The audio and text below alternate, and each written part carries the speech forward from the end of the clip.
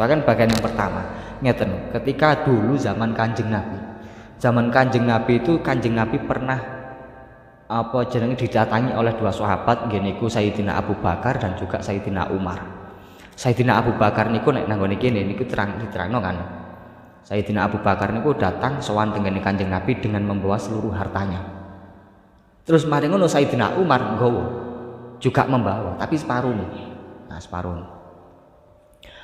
Lah, kemudian setelah ditampa karo Kanjeng Nabi, ditakoni karo. Terus yang kalian tinggalkan untuk keluargamu apa? Pertama Sayyidina Abu Bakar ditakoni. Sayyidina Abu Bakar, yang kamu tinggalkan untuk keluargamu itu apa? Allahu wa Rasuluh. Yang saya tinggalkan itu untuk keluarga saya adalah Allah dengan Rasulnya dan Rasulnya. Wah, ini cinta yang utuh nih gini kok. Karena memang yang dibawa itu keseluruhan. Jadi Sayyidina Abu Bakar niku membawa hartanya dengan Kanjeng Nabi itu semua hartanya tanpa terkecuali. Ya kayak kecakare anak bojone ngono ae. Nah, ini bukti yang pertama. Ini bagian orang yang pertama yang memang benar-benar cintanya itu tidak bisa didebatkan lagi. Tidak bisa diragukan lagi kecintaan. Nah, terus Sayyidina Umar niku nggawa separuh nih. Nggawa separuh daripada hartanya.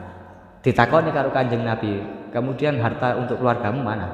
Nah, sudah ada mithla hadza. Dari dawuhne Sayyidina Umar mithla hadza. Ya seperti banyaknya seperti ini. Jadi yang saya bawa ini setengahnya untuk Kanjeng Nabi, setengahnya untuk keluarganya. Nah, ini yang nanti dijadikan dalil oleh para ulama. Tentang masalah zakat nih, perbedaan masalah zakat nanti itu nggih mengacu nanggone Sayyidina Abu Bakar ini secara keseluruhan, kalau Sayyidina Umar niki separuh. Wis niku bahasan dawa, gak tak bahas dhisik nanggone kene. Lah dari situ maka begini. Pada yang dilakukan oleh Sayyidina Umar niku merupakan bagian yang kedua. Bagian yang nomor 2. Di mana nanggon nomor 2 kene iki diterangno dawuhne Gusti Allah, nggih, dawuhne Gusti Allah wa atal mala ala hubbi dawil kurba.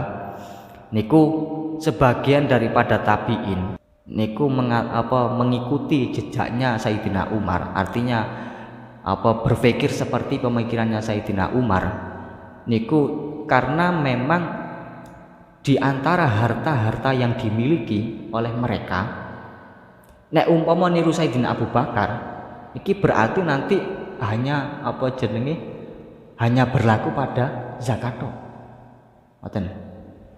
Tapi mereka mengacu nanggon Sayyidina Umar, kenapa? Karena mereka berpikir Gusti Allah niku pernah dawuh atal mala ala hubbi dzabil qurba wal yatama ila akhir ayat. Niku yang ditafsiri oleh mereka begini. Di situ itu bukan zakat. Wa atal mala ala hubbi itu bukan merupakan zakat. Paham nggih? Nah, dan ayat ini niku bukan sebuah ayat yang telah disalin. Ngoten. Jadi nek nanggone usul fikih itu kan begini Bil.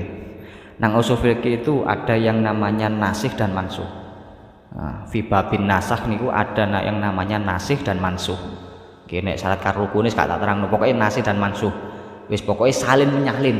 Nah, salin menyalin. Salin menyalin itu baik di dalam hukumnya saja ya, baik di dalam tulisannya juga ikut disalin niku juga bisa. Ngoten. Lah, nasah mansukh nek nanggone Quran ya kaya wa atal mala ala hubbi dzawil qurba, ini sebagian ulama kan ada yang pendapat bahwasanya ini mansukh atau ini disalin dengan ayatnya zakat, ayat yang menerangkan tentang zakat. Terus kemudian wa mimma razaqnahum yunfikun wa anfaqu mimma razaqnakum, itu juga semuanya seperti itu. Kena hukum seperti itu. Jadi tapi sebagian ulama mengatakan ini bukan mansukh. Ini bukan sesuatu yang disalin. Hukum ini tetap. Makanya sebagian ulama yang mengatakan, sebagian tabi'in mengatakan wa atal mala ini tidak dimansukh, artinya hukumnya masih berlaku.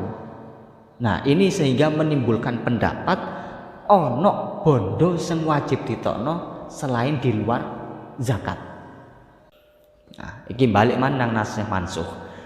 Ada lagi ngene.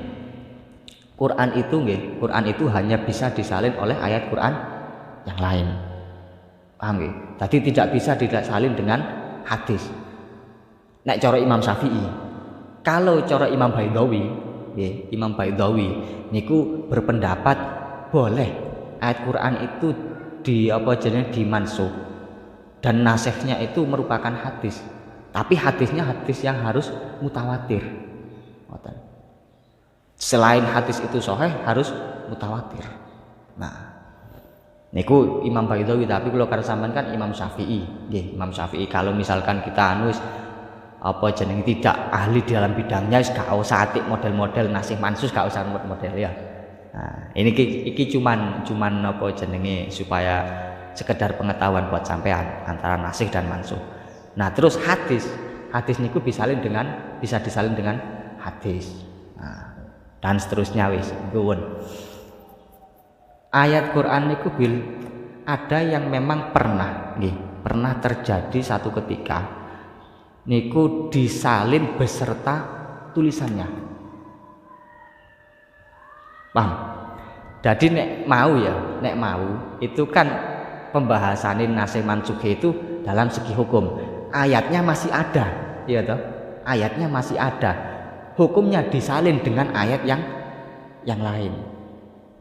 Ayat yang lama artinya turunnya yang lebih awal itu disalin dengan ayat yang turunnya ke belakang atau yang agak akhir. Nah, penyalinan itu seperti itu. Kayak contoh begini. Ayat yang menerangkan tentang iddah. Dulu sebelum turunnya ayat arba'ata ashhuri wa asyra niku ono ayat yang menerangkan iku gak salah nanggon Al-Baqarah, ayatnya itu disebutkan setelah ayat arba'ata ashhuri wa asyra. Ilal hauli ghaira ikhraj iglawil pira.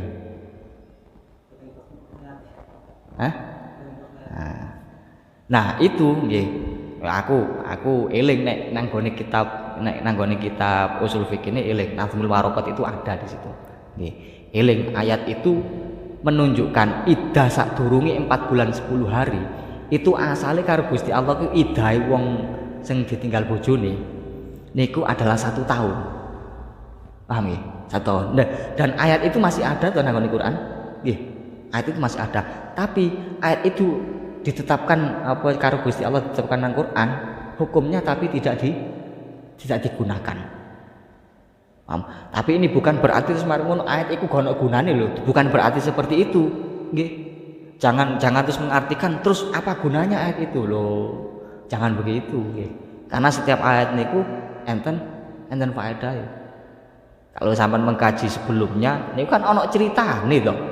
Nah, itu lho sing makanya sampai biyen itu pernah ada yang mengatakan bahwasanya ada Quran itu sebagian ayatnya ada yang tidak relevan. Wah, itu ngene iku blaen niku. Ngawur itu ya. Ngawur. Tapi yo empo sih pikirane wong dhewe. Tapi nek cara kula nggih bukan tidak relevan. Tetap ayat itu akan memiliki hikmah. Lah, hikmah diantaranya apa ya iku lho, ngerti nasih mansuh iku ya teko Quran. Wis balik maneh nang kene ayat yang walladzina tarabbasuna nggih. Itu terus marang bi arbaati ashhuri wa asyra niku kan hukum yang ditetapkan sampai saat ini. Nah, itu menyalin hukum yang 1 tahun. Jadi iddah yang 1 tahun diganti dengan iddah yang 4 bulan 10 hari. Nah, pun nggih niku nasih dan mansuh yang ayatnya masih tertulis di dalam Al-Qur'an. Ono yang memang penyalinannya nggih itu juga secara tulisan. Ar-rasmunya itu tulisannya itu juga disalin ada. Apa itu?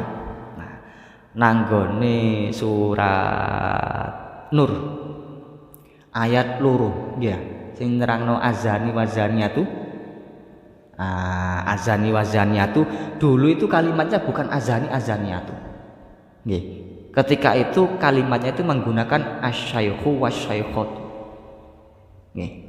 Dalam satu wafinus khotin, dalam satu riwayat atau dalam satu salinan mengatakan sakmarne wasyaikhatu niku ana idza zanaya ya.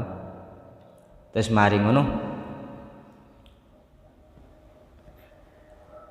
apa jenenge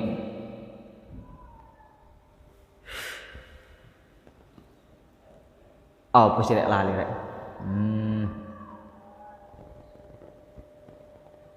farjumuhuma ngoten idza zanaya farjumuhuma terus mari ngono farjumuhumal bittata nakalam minallah wallahu azizun hakim. Nah niku ayat yang awal nggih. Ayat awalnya kayak ngono.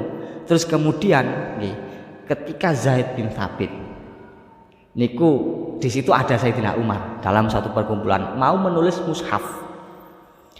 Ketika pada ayat itu, nggih, ketika pada ayat itu mau ditulis. Terus mari ngono datang salah satu sahabat Kanjeng Nabi yang namanya sahabat Marwan. Sahabat Marwan bertanya, nggih takon, sampai nulis ayat itu tah? Nah, sampai mau menulis ayat itu? Iya, saya tulis. Di situ ada Sayyidina Umar. Nah, kemudian lah sahabat Marwan ini kan masih apa jenenge? Ya mungkin ada keraguan lah ya. Mungkin ada keraguan atau semacamnya. Yang jelas di situ tuh Mas rodok kurang yakin lah nek umpama ayat itu ditulis. Akhirnya matur nanggone Kanjeng Nabi. Matur nanggone Kanjeng Nabi laporan, "Ya Rasulullah, bagaimana dengan ayat yang terangkan kepada saya akhirnya tentang ayat yang menerangkan tentang mendera orang yang melakukan zina muhsan. Orang yang melakukan zina. Nah di situ kan asyaikhu wasyaikhatu. Artinya orang-orang tua kan. Nah di situ kan artinya orang-orang tua. Lah terus kemudian jawaban Kanjeng Nabi apa? Jawaban Kanjeng Nabi, sik ojo takon masalah itu. Jangan bertanya dulu tentang itu. Karena saya sekarang ini masih sedikit agak bingung tentang itu. Lah maka diturunkan anggone karo Gusti Allah diturunkan ayat azani wazaniatu. Nah itu yang penyalinannya secara tulisan. Hukumnya tetap atau berubah? Nek nanggone azani wazaniyatu niku fajlituhuma. Lho beda fajlituhuma ambek rajam farjumuhuma itu beda. Paham nggih? Rajam dengan jilid niku beda. Nek rajam niku disawati watu. Paham nggih? Disawati watu. Tapi nek dijilid niku hukum cambuk. Yes, mi'atu jaldah nih. Mi'ata jaldah. Kemudian bagaimana nek ulama yang tiga nggih. Kita terang nasa mansuh nih. Ulama yang tiga niku mengambil pendapat yang sesuai dengan Quran yang tertulis atau yang sudah dimansuh. Yang sudah disalin. Itu mau tulisannya disalin marano hukume. Paham ya? Niku nasa mansuh. Tapi diingat kalau yang dimansuh atau mansuhnya itu ayat Quran, maka nasakhnya atau yang menyalin juga harus ayat Quran. Wis niku paling aman, paling aman. Terus marung hadis niku juga oleh hadis. Dan hadisnya harus kuat, nggih. Hadisnya harus kuat. Dan itu tidak terlepas dengan kapan hadis itu ditetapkan, kapan ayat itu diturunkan. Tidak lepas dari itu. Karena yang disalin ini semestinya memiliki waktu yang lebih lama atau turunnya yang lebih awal, keluar hukumnya itu lebih awal daripada yang menyalin.